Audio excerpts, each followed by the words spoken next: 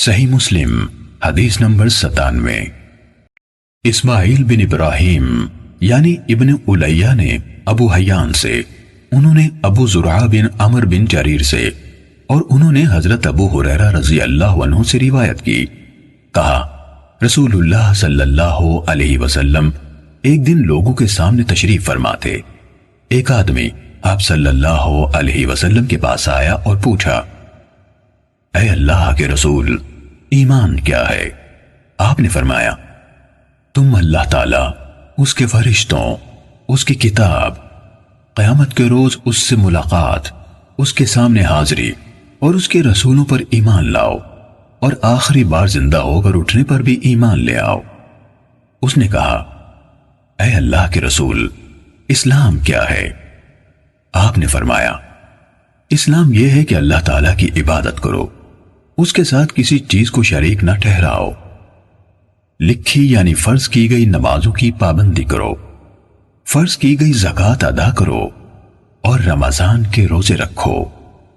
اس نے کہا، اے اللہ کے رسول، احسان کیا ہے؟ آپ صلی اللہ علیہ وسلم نے فرمایا، اللہ تعالیٰ کی عبادت اس طرح کرو گویا تم اسے دیکھ رہے ہو، اور اگر تم اسے نہیں دیکھ رہے ہو تو وہ یقیناً تمہیں دیکھ رہا ہے۔ اس نے کہا، اے اللہ کے رسول، قیامت کب قائم ہوگی؟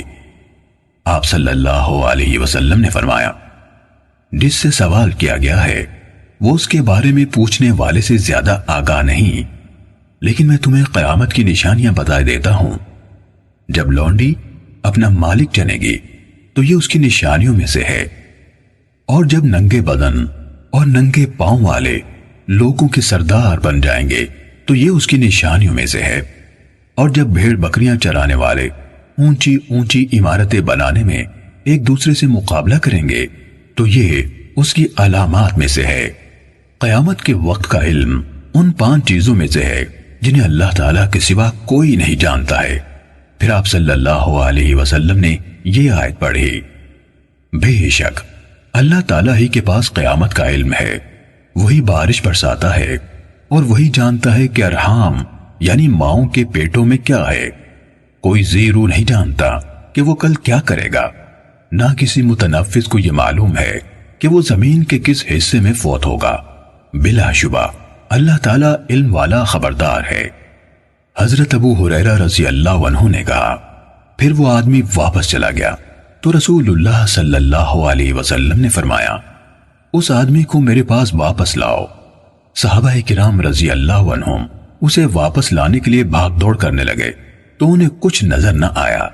رسول اللہ صلی اللہ علیہ وسلم نے فرمایا، یہی جبرائیل علیہ السلام تھے جو لوگوں کو ان کا دین سکھانے آئے تھے۔